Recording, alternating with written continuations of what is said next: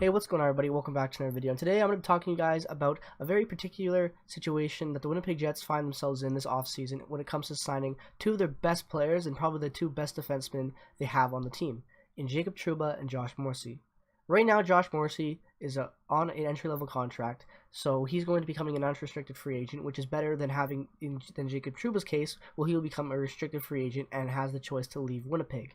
Now, personally, I don't want to see any of these guys go. Josh Morrissey I've always been a fan of, even when he was playing in the WHL with Kelowna. I saw him play when I would go to see the Giants, everything like that. Wonderful player. He's a great guy to have in the team. He's done really well so far in his rookie and sophomore season for the Winnipeg Jets, and I'd really like to see him return. And I personally think he will return. Jacob Trouba, on the other hand, it is a 50-50 draw. He did not want to sign in Winnipeg because he wanted to have a big market. He wanted to have all these things that players have nowadays, and he wasn't able to get that in Winnipeg, he felt, but ended up signing with anyway so that he could show the Winnipeg Jets what he could do and that he was worth what he wanted. And in my opinion, Jacob Trouba has done a fantastic job this season and showing that he's worth what he wants. Now, personally, I don't think he's going to get $6 million or however much he wanted from a couple of years ago when he was having his contract dispute, but I still think he will get a pretty good contract, as well as Josh Morrissey, I believe. But the only difference between these two players right now in contract-wise is that I have a gut feeling telling me that Josh Morrissey may get a similar bridge deal like Jacob Trouba did, because I personally think the best decision to make as a general manager in today's NHL is to sign young defensemen to bridge deals for like maybe 2 to 3 seasons, see if they can keep developing their defensive skills and offensive talents and being able to successfully navigate through the neutral zone as defense nowadays. The neutral zone is key for defense a lot nowadays. Being able to play that trap style defense is really important. That's how a lot of goals are scored in today's NHL. That's why the Winnipeg Jets are so successful. And personally, I think that Jacob Trouba will be getting a bigger contract than Josh Morrissey, because I think Josh Morrissey will be getting a bridge deal similar to what Jacob Trouba got 2 years ago. Now, does this mean that both these players are 100% going to sign for sure? No, cap still is an issue with other players coming into fruition that are going to need to be signed, like Adam Lowry. Paul Stastny is an unrestricted free agent that we acquired at the deadline, but has shown very, very good chemistry with our team, so there's a good chance that Kevin Cheveldayoff will make an effort to go and re-sign him. Now, will he be signing for the contract that he has now? Maybe so, maybe similar. It depends with age. It depends if he'd like to stay a pay cut. And also depends if the Winnipeg Jets end up winning this whole thing this year. A lot of players are going to want to come here because they see how good it is. And if Paul Stastny can sacrifice some of the money to win some cups and he feels it's the best decision, I think personally that he will sign with Winnipeg for a cheap deal to be able to win some more cups with them, because I think Winnipeg's going to have a really large window to compete right now with the young team that they have. But we're not talking about our forward core and our cap situation with the forward core. We're talking about our defense right now. Toby Enstrom right now is making $5.75 million this year and is becoming an unrestricted free agent. Personally, I think Toby Enstrom will not be re-signed. For that, we have Sami Niku coming up, and I will make another video talking about Sami Niku in the future, but he is going to be a really key part of this team moving forward, and I think that he's ready to take the torch from Toby Enstrom. So I think his almost $6 million cap hit will be taken away, and that money that he has right now will be going in towards Jacob Trouba's contract for long term. Josh Morrissey, on the other hand, will probably be getting something similar to what Jacob Trouba has right now. So if you're not understanding what I'm saying, is basically how I'm saying this is that the roles are going to switch. Jacob Trouba will be getting Toby Enstrom's contract or something similar to it, and Josh Morrissey will be signing to a contract very similar to what Jacob Trouba is under right now. Therefore, meaning that the cap is not going to change very much because players are just swapping contract deals. Money is kind of staying very similar to what it is now, and if anything, they're actually saving money on losing Toby Enstrom because it's one less player to play about, because Sami Niku was on an entry-level contract. That's why I personally think that it is really important for the Winnipeg Jets to be able to not sign Toby Enstrom, as much as I love him and he's been such a key aspect to this team since Atlanta to Winnipeg in this franchise. I don't want to see him leave, but I just have a feeling that since he's been still solid as a two-way guy, I think he'll be wanting a little bit of money, and I personally think that Sami Niku can do a better job next season on the blue line, and I think they will let him go. And if it was the right thing it is the right thing to do, because you can do what I was just talking about in rotating the caps and being able to sign the players for affordable caps that you do not have to worry about in the future backfiring on you because you have other players under long-term contracts. If, for example, you were to sign Toby Enstrom to a contract maybe worth $3 million, which is still a pay cut from what he's saying, the cap will still different, and that will be money lost towards signing other players that will be coming into free agency soon. Because Blake Wheeler is also going to be up, not after after the next season. So the 2019-20 season, he will be a UFA. He will be older, yes, but he will still be a must sign by the Jets. Same with Adam Lowry. He's a must sign this year for the Jets, and he is a restricted free agent. so they will be able to actually make an offer on him that should be good. He's making 1.25 right now, but the whole reason I'm talking about forwards now instead of defense is because cap applies to every single player no matter what the position is.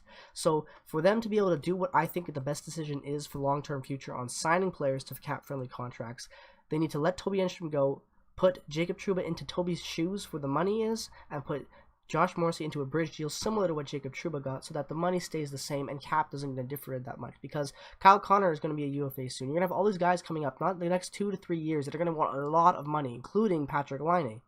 So you're going to be able to have to put together enough cap to be able to sign at least half of your core guys that you have right now on the Stanley Cup run team.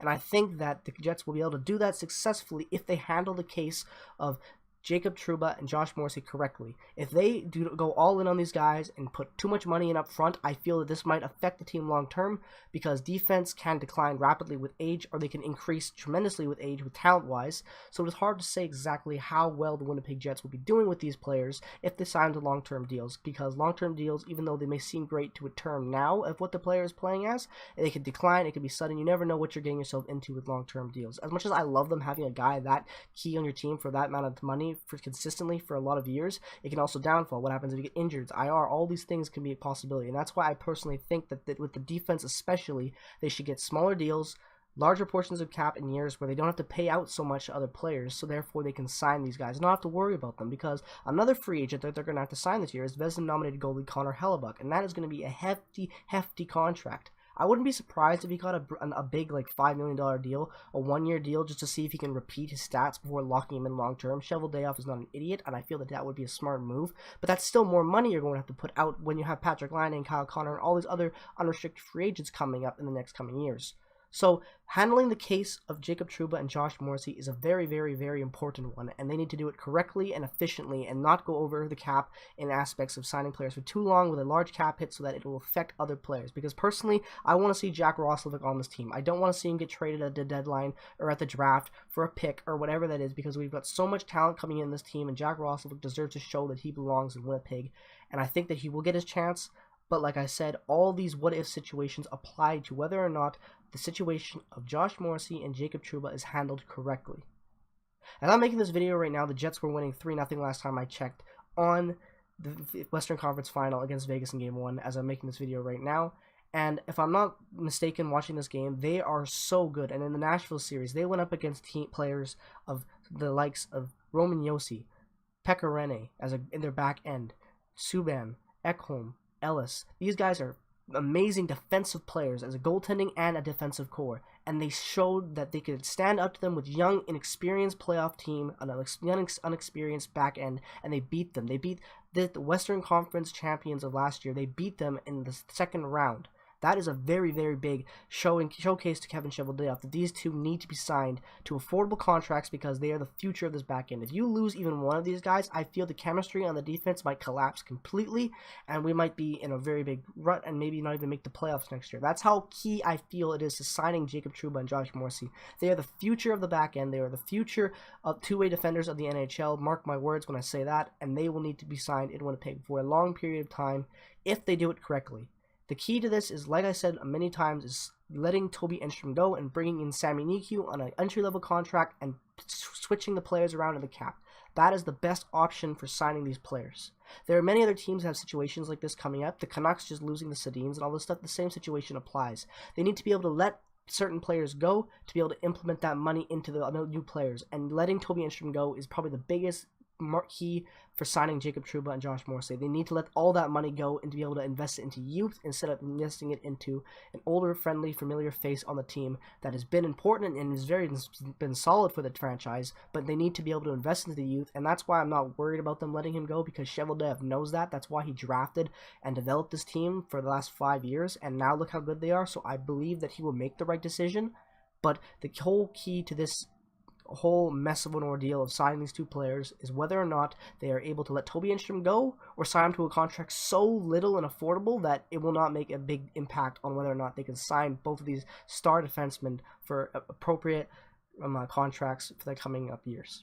I hope you guys enjoyed this video. I'm going to be making other videos talking about the Winnipeg Jets. Sami Niku is a player I've mentioned a lot. If you're unfamiliar with him, I'll be making a video on him in the coming up days about why he is a crucial aspect to this team's future in the blue line moving forward for the Winnipeg Jets. So keep an eye out for that. If you're brand new to this channel, guys, and you see a lot of Call of Duty videos and stuff like that, it's because I have lost motivation for Call of Duty. I'm turning a new leaf to my channel, and this is something I love passionately and I follow. So if you're just a casual viewer coming across this channel, watching this as an information as a Jets fan, I'm a Jets fan all the way down to the heart. So if you enjoy Jets information talk and discussion videos, or just hockey talk discussion videos, make sure to hit that subscription button and the bell. I would appreciate that, guys, so much. Thank you all so much for watching. Keep an eye out for the next videos about talking about Sami Niku and probably game day reviews and game day previews, game day reviews, and all other aspects to following the Winnipeg Jets franchise in the NHL. My name is the Canadian Zombie, guys. Thank you guys so much for watching, and I'll see you in the next one.